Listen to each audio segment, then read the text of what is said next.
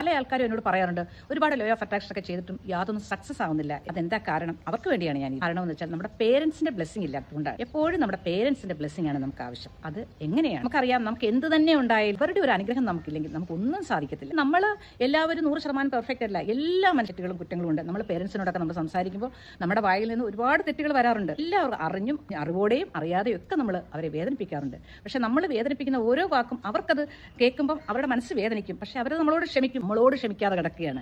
നമുക്ക് എപ്പോഴും ഒരു കുറ്റബോധമായിരിക്കും. എൻ്റെ അച്ഛനോട് ഞാനത് പറഞ്ഞല്ലോ, എൻ്റെ അമ്മയോട് ഞാനത് പറഞ്ഞല്ലോ എന്നൊരു കുറ്റബോധം നമ്മളിൽ കിടക്കുന്ന കാലം നമുക്കത് ബ്ലോക്കാണ്. നമ്മുടെ മുന്നോട്ടുള്ള കാര്യങ്ങൾക്ക്, ആ വിജയത്തിന് അതൊരു തടസ്സം. നമ്മളൊരു ബ്ലെസ്സിംഗ് ചെയ്യണം. ആ ഒരു മെഡിറ്റേഷൻ ചെയ്യുന്നതിനെ കുറിച്ചാണ് ഞാൻ പറയുന്നത്. അറിയാം, നമ്മുടെ അമ്മയുമായിട്ടുള്ള ബന്ധം എന്ന് പറഞ്ഞാൽ പൊക്കിൾക്കൊടി ബന്ധമാണ്. നമുക്ക് മനുഷ്യന് മാത്രമുള്ള ഒരു കാര്യമാണ് പൊക്കിൾ എന്ന്. ആ പൊക്കിൾക്കൊടി അത് ചേരിച്ചാണല്ലോ നമ്മൾ പുറത്തു വരുന്നത്. ഒരു ബന്ധം നമ്മുടെ ശരീരത്തിൽ തന്നെ ഉണ്ടാകും. അതിൽ കൈവച്ചുകൊണ്ട് തന്നെ നമുക്ക് പ്രാർത്ഥിക്കാം നമ്മുടെ അമ്മയോട്. അമ്മ, ഞാൻ എൻ്റെ അറിവോടോ, അമ്മ ജീവിച്ചിരിപ്പുണ്ടെങ്കിലും മരണപ്പെട്ടിട്ടുണ്ടെങ്കിലും നമുക്ക് ഇത് അമ്മയോട് ആ ഒരു ബ്ലെസ്സിംഗ് നമുക്ക് എവിടെ ഇരുന്നും ചെയ്യാം.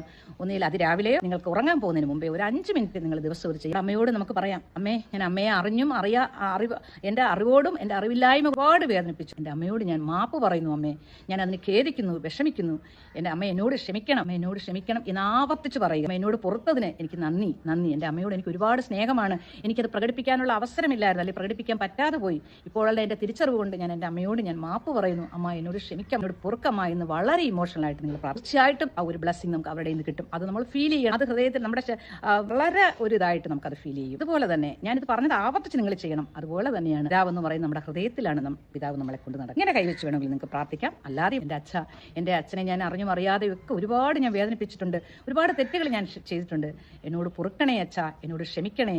ഞാൻ അച്ഛനെ വേദനിപ്പിച്ചതിൽ എനിക്ക് അച്ഛനോട് ഒരുപാട് വിഷമമുണ്ട്. ഞാൻ തെറ്റുകൾ ചെയ്തിട്ടുണ്ട്, എന്നോട് ക്ഷമിക്കണേ, പൊറുക്കണേ എന്ന് നമ്മൾ വളരെ ഇമോഷണലായിട്ട് നമ്മൾ എവിടെ ഇരുന്നാൽ അതിന് താങ്ക് യു അച്ഛ, അത് പുറത്തതിന് ക്ഷമിച്ചതിന് താങ്ക് യു അച്ഛ. അച്ഛനെ എനിക്ക് ഒരുപാട് സ്നേഹമാണ്, ഒരുപാട് ഞാൻ സ്നേഹിക്കുന്നു അച്ഛ. എൻ്റെ അറിവില്ലായ്മ കൊണ്ട് സംഭവിച്ചത് പോയതാണ്.